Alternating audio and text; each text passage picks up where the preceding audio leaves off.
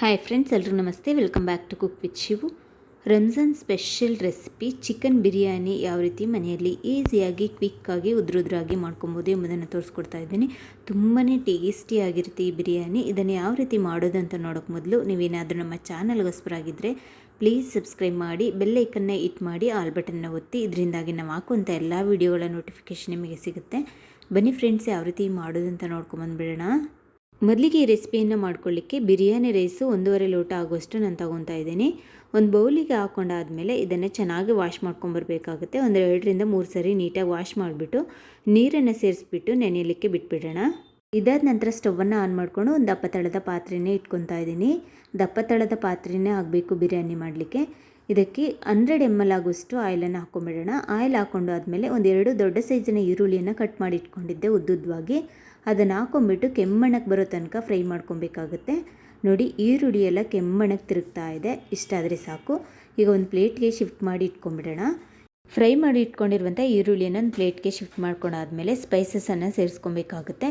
ಒಂದು 3 ಏಲಕ್ಕಿ, ಒಂದು 4 ಲವಂಗ, 2 ಇಂಚು ಚಕ್ಕೆ, ಒಂದು ಸ್ಟಾರ್ ಹೂವು, ಒಂದು 3 ಪಲಾವ್ ಎಲೆಯನ್ನು ಸೇರಿಸ್ಕೊಬೇಕಾಗುತ್ತೆ. ಇವಿಷ್ಟನ್ನು ಸೇರಿಸ್ಬಿಟ್ಟು ಚೆನ್ನಾಗಿ ಮಿಕ್ಸ್ ಮಾಡ್ಕೊಳ್ಳಿ. ಇದಾದ ನಂತರ ಒಂದು 2 ಟೇಬಲ್ ಸ್ಪೂನ್ ಆಗುವಷ್ಟು ಶುಂಠಿ ಬೆಳ್ಳುಳ್ಳಿ ಪೇಸ್ಟನ್ನು ಸೇರಿಸ್ಕೊಬೇಕಾಗುತ್ತೆ. ಇದನ್ನು ಕೂಡ ಚೆನ್ನಾಗಿ ಮಿಕ್ಸ್ ಮಾಡ್ಕೊಳ್ಳಿ. ಇದಾದ ನಂತರ ನಾವು ಫ್ರೈ ಮಾಡಿ ಇಟ್ಕೊಂಡಿರುವಂಥ ಈರುಳ್ಳಿಯಲ್ಲಿ ಅರ್ಧ ಭಾಗದ ಈರುಳ್ಳಿಯನ್ನು ಹಾಕ್ಕೊಂಡು ಮಿಕ್ಸ್ ಮಾಡ್ಕೊಳ್ಳಿ. ಈರುಳ್ಳಿನ ಚೆನ್ನಾಗಿ ಮಿಕ್ಸ್ ಮಾಡ್ಕೊಂಡಾದ್ಮೇಲೆ 1 ಟೇಬಲ್ ಸ್ಪೂನ್ ಆಗೋಷ್ಟು ಕಾಶ್ಮೀರ್ ರೆಡ್ ಚಿಲ್ಲಿ ಪೌಡ್ರನ್ನ ಹಾಕ್ಕೊಬೇಕಾಗುತ್ತೆ. ಹಾಗೆ ಒಂದು 2 ಚಿಟಿಕೆ ಆಗೋಷ್ಟು ಅರಿಶಿನ ಪುಡಿಯನ್ನು ಸೇರಿಸ್ಕೊಬೇಕಾಗುತ್ತೆ. 1 ಟೀ ಸ್ಪೂನ್ ಆಗೋಷ್ಟು ಬಿರಿಯಾನಿ ಮಸಾಲನ ಸೇರಿಸ್ಕೊಬೇಕಾಗುತ್ತೆ. ಇವಿಷ್ಟನ್ನು ಸೇರಿಸ್ಕೊಂಡು ಚೆನ್ನಾಗಿ ಫ್ರೈ ಮಾಡ್ಕೊಳ್ಳಿ ಎಣ್ಣೆಯಲ್ಲಿ. ಈ ರೀತಿ ಫ್ರೈ ಮಾಡ್ಕೊಳ್ಳೋದ್ರಿಂದ ಒಳ್ಳೆ ಕಲರ್ ಬರುತ್ತೆ ಬಿರಿಯಾನಿಗೆ. ಇದಾದ ನಂತರ ಒಂದು 2 ಹಸಿಮೆಣ್ಸಿನ್ಕಾಯಿನ ಸೇರಿಸ್ಕೊತಾ ಇದ್ದೀನಿ. ಹಾಗೆ 1 ಇಡಿ ಆಗೋಷ್ಟು ಪುದೀನ ಸೊಪ್ಪನ್ನು ಸೇರಿಸ್ಕೊತಾ ಇದ್ದೀನಿ. ಒಂದು ಸ್ವಲ್ಪ ಕೊತ್ತಂಬರಿ ಸೊಪ್ಪನ್ನು ಸೇರಿಸ್ಕೊಬೇಕಾಗುತ್ತೆ.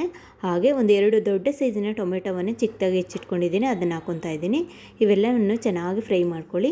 ಟೊಮೆಟೊ ಎಲ್ಲ ಚೆನ್ನಾಗಿ ಬೆಂದು ಬರಬೇಕು, ಅಲ್ಲಿ ತನಕ ಬಿಡಿ. ನೋಡಿ, ಟೊಮೆಟೊ ಎಲ್ಲ ಚೆನ್ನಾಗಿ ಬೆಂದು ಬಂದಿದೆ. ಈ ಸ್ಟೇಜಲ್ಲಿ ನಾವು ಮೊಸರನ್ನು ಸೇರಿಸ್ಕೊಬೇಕಾಗುತ್ತೆ. ಒಂದು 100 ml ಮೊಸರನ್ನು ಹಾಕ್ಕೊಂಡು ಚೆನ್ನಾಗಿ ಮಿಕ್ಸ್ ಮಾಡ್ಕೊಳ್ಳಿ. ಮೊಸರನ್ನ ಹಾಕಿ ಚೆನ್ನಾಗಿ ಮಿಕ್ಸ್ ಮಾಡ್ಕೊಂಡಾದಮೇಲೆ ಒಂದು ಅರ್ಧ kg ಚಿಕನನ್ನು ತೊಳೆದಿಟ್ಕೊಂಡಿದ್ದೀನಿ, ಅದನ್ನು ಹಾಕ್ಕೊಬೇಕಾಗುತ್ತೆ. ಚಿಕನ್ ಹಾಕ್ಕೊಂಡಾದ್ಮೇಲೆ ಸ್ವಲ್ಪ ಉಪ್ಪನ್ನು ಸೇರಿಸ್ಕೊಂಬಿಟ್ಟು ಚೆನ್ನಾಗಿ ಮಿಕ್ಸ್ ಮಾಡಿ ಬಿಡಿ. ಇದನ್ನು ಚೆನ್ನಾಗಿ ಮಿಕ್ಸ್ ಮಾಡಿಬಿಟ್ಟು ಲಿಡ್ಡನ್ನು ಕ್ಲೋಸ್ ಮಾಡಿ ಒಂದು 10 ನಿಮಿಷ ಬೇಯಲಿಕ್ಕೆ ಬಿಟ್ಬಿಡಬೇಕಾಗುತ್ತೆ.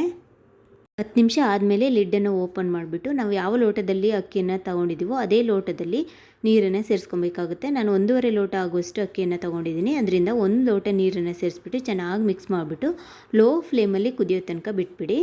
ಇದು ಕುದಿಯೋದ್ರೊಳಗೆ ಇನ್ನೊಂದು ಕಡೆ ಸ್ಟವನ್ನು ಆನ್ ಮಾಡಿಕೊಂಡು ಸ್ವಲ್ಪ ನೀರನ್ನು ಇಟ್ಬಿಟ್ಟು ಹೈ ಫ್ಲೇಮಲ್ಲಿ ನೀರನ್ನು ಕುದಿಲಿಕ್ಕೆ ಬಿಡಿ.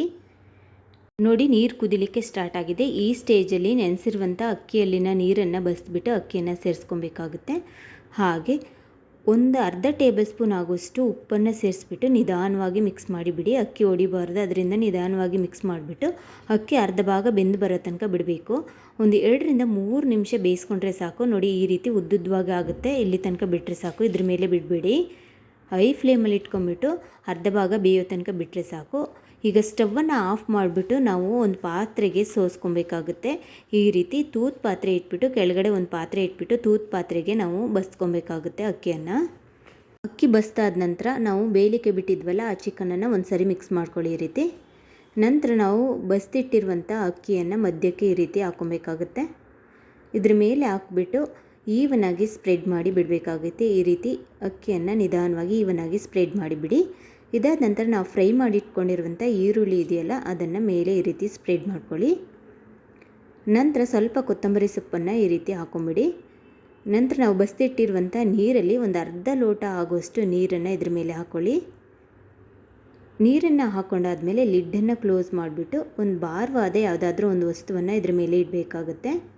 ಒಂದು ಭಾರವಾದ ವಸ್ತುವನ್ನು ಲಿಡ್ ಮೇಲೆ ಇಟ್ಟಾದಮೇಲೆ ಪಾತ್ರೆನ ಇಳಿಸ್ಬಿಟ್ಟು ಒಂದು ಸೈಡಿಗೆ ಇಟ್ಬಿಡೋಣ. ನಂತರ ಸ್ಟವನ್ನು ಹೈ ಫ್ಲೇಮಲ್ಲಿ ಇಟ್ಬಿಡೋಣ.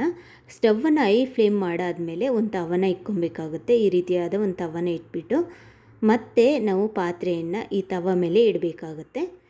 ತವ ಮೇಲೆ ಇಟ್ಬಿಟ್ಟು ಹೈ ಫ್ಲೇಮಲ್ಲಿ 5 ನಿಮಿಷ, ಲೋ ಫ್ಲೇಮಲ್ಲಿ 10 ನಿಮಿಷಗಳ ಕಾಲ ನಾವು ಬೇಯಿಸ್ಕೊಬೇಕಾಗುತ್ತೆ. ನೋಡಿ, ನಾನು ಹೈ ಫ್ಲೇಮಲ್ಲಿ 5 ನಿಮಿಷ, 10 ನಿಮಿಷಗಳ ಕಾಲ ಲೋ ಫ್ಲೇಮಲ್ಲಿ ಬೇಯಿಸ್ಕೊಂಡಿದ್ದೀನಿ. ಹೇಗಾಗಿದೆ ನೋಡೋಣ. ಈಗ ಒಂದು ಹಲ್ಲೆಯನ್ನು ತೊಗೊಂಡ್ಬಿಟ್ಟು ನೋಡಿ, ಈ ರೀತಿ ಸೈಡಲ್ಲಿ ಹಾಕ್ಬಿಟ್ಟು ಚೆಕ್ ಮಾಡ್ಕೊಬೇಕಾಗುತ್ತೆ. ಗ್ರೇವಿ ಕರೆಕ್ಟಾಗಿ ಆಗಿದೆಯಾ ಇಲ್ಲ ನೀರೇನಾದರೂ ಇದೆಯಾ ಅಂತ ಚೆಕ್ ಮಾಡ್ಕೊಬೇಕು. ಯಾವುದೇ ನೀರಿಲ್ಲ, ನೀಟಾಗಿ ಆಗಿ ಬಂದಿದೆ. ಎಷ್ಟು ಚೆನ್ನಾಗಿ ಆಗಿ ಬಂದಿದೆ ನೋಡಿ, ಗಮ್ ಅಂತ ಸ್ಮೆಲ್ ಬರ್ತಾ ಇದೆ. ಉದ್ರುದ್ರಾಗಿ ಉದ್ದುದ್ವಾಗಿ ರೈಸ್ ರೆಡಿ ಆಗಿದೆ. ಈಗ ಸ್ಟವ್ ಆಫ್ ಮಾಡಿಬಿಟ್ಟು ಕೆಳಗಡೆ ಇಳಿಸಿಟ್ಕೊಂಡಿದ್ದೀನಿ. ನಿಮಗೆ ಪ್ಲೇಟ್ಗೆ ಹಾಕಿ ತೋರಿಸ್ತಾ ಇದ್ದೀನಿ. ನಿಮ್ಗೆ ನೋಡಿದರೆ ಗೊತ್ತಾಗ್ಬೋದು ರೈಸ್ ಎಷ್ಟು ಚೆನ್ನಾಗಿ ಬಂದು ಉದ್ರುದ್ರಾಗಿ ಉದ್ದುದ್ವಾಗಿ ಆಗಿದೆ. ಹಾಗೆ ಚಿಕನ್ ಕೂಡ ಅಷ್ಟೇ ಸಾಫ್ಟಾಗಿ ಬಂದಿದೆ. ನಿಮ್ಗೆ ತೋರಿಸ್ತೀನಿ ನೋಡಿ, ಚೆನ್ನಾಗಿ ಸಾಫ್ಟಾಗಿ ಚಿಕನ್ನು ಬಂದಿದೆ. ಸೂಪರಾಗಿ ರೆಡಿಯಾಗಿದೆ ಬಿರಿಯಾನಿ. ತುಂಬಾ ಟೇಸ್ಟಿಯಾಗಿರುತ್ತೆ, ಹಾಗೆ ತುಂಬಾ ಈಸಿ ಕೂಡ. ಕ್ವಿಕ್ಕಾಗಿ ನೀವು ರೆಡಿ ಮಾಡ್ಕೊಬೋದು. ಈ ರಂಜಾನ್ ಹಬ್ಬಕ್ಕೆ ನೀವು ಕೂಡ ಈ ರೆಸಿಪಿಯನ್ನು ಟ್ರೈ ಮಾಡಿ. ತುಂಬಾ ಟೇಸ್ಟಿಯಾಗಿ, ಈಸಿಯಾಗಿ, ಕ್ವಿಕ್ಕಾಗಿ ಬಿರಿಯಾನಿನ ರೆಡಿ ಮಾಡ್ಕೊಬೋದು. Thank you for watching.